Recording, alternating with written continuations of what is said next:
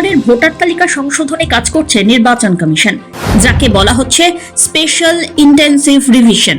অবৈধ অনুপ্রবেশকারী সহ অযোগ্য ভোটারদের তালিকা থেকে বাদ দেওয়ার লক্ষ্যেই এই বিশেষ পদক্ষেপ নেওয়া হয়েছে বলে জানিয়েছে কমিশন।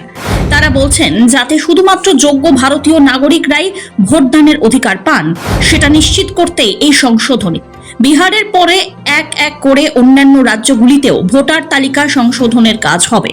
তালিকাভুক্ত ভোটার বা নতুন আবেদনকারীদের বাড়ি বাড়ি পরিদর্শনের সময় বুথ স্তরের অফিসাররা একটি ফর্ম দেবেন, সেই ফর্ম পূরণ করে জমা দিতে হবে। এর পাশাপাশি ভারতীয় নাগরিকত্বের সেলফ অ্যাটেস্টেড ঘোষণাপত্র জমা দিতে হবে।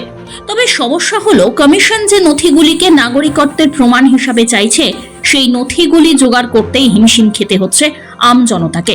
নাগরিকত্বের প্রমাণ হিসাবে মোট 11টি নথির তালিকা দিয়েছে কমিশন।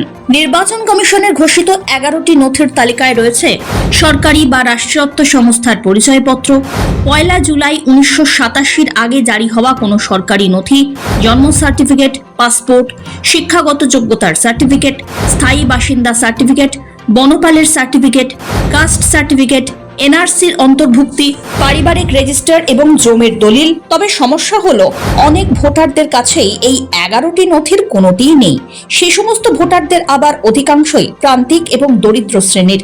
তাদের নাম ভোটার তালিকা থেকে বাদ পড়ার আশঙ্কা সবচেয়ে বেশি। এমন অবস্থায় বহু ভোটারের আশঙ্কা, আর এই নিয়েই বিরোধীরা সরব হয়েছেন। যদিও এটা বিহারকে কেন্দ্র করে এটা দিয়েছে, কিন্তু it will be applicable for all throughout the country, সেটাও বলে। আমাদের যেটা দেখছি খুব আপত্তিজনক, ডিক্লারেশন ফর্ম করেছে একটা ভোটার লিস্টে।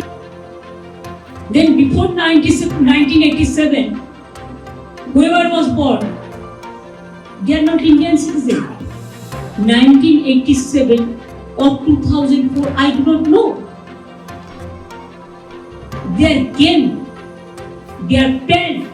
আমি বুঝতে পারছি না, অ্যাজ এ লেম্যান আমরা কম জানি, কিন্তু why they have targeted what they want that young generation will not vote for.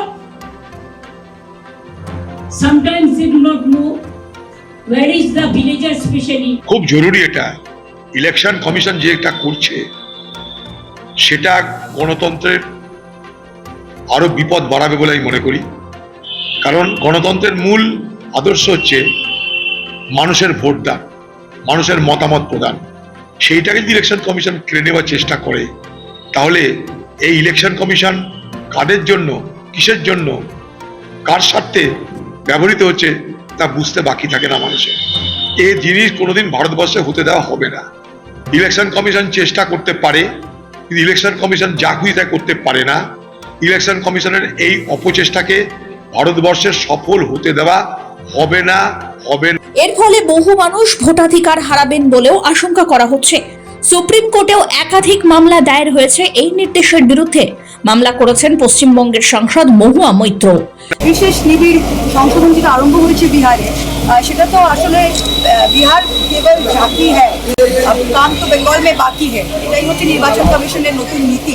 আর এটা বিহার বাংলাকেই, এটাকে বাংলার যে আমাদের নির্বাচন হচ্ছে 26-এ, সেটা কিভাবে বিজেপিকে সাহায্য করে বাংলার ভোটারদের ভোটাধিকার কেড়ে নেওয়া যায়, এটাই হচ্ছে তাদের মূল উদ্দেশ্য। তবে এসবের মাঝেই চাপে পড়ে খানিকটা আশ্বস্ত করল কমিশন। বিহারের ভোটারদের উদ্দেশ্যে একটি বিজ্ঞাপন দিয়ে কমিশন জানিয়েছে, কোনো বৈধ ভোটার যদি নথি নাও দেখাতে পারেন, তাও তার নাম ভোটার তালিকা থেকে সোজাসুজি বাদ দেওয়া হবে না। ইলেকটোরাল রেজিস্টার অফিসার স্থানীয় স্তরে তদন্ত করবেন। তারা যদি মনে করেন যে ওই ভোটার বৈধ, তাহলে সেই ভোটারের নাম বাদ যাবে না। কিন্তু বিরোধীরা এতে আরো আশঙ্কিত। এক্ষেত্রে ব্যাপক দুর্নীতি এবং স্বজন পোষণের আশঙ্কাও করছেন তারা। ব্যুরো রিপোর্ট, সময়, কলকাতা।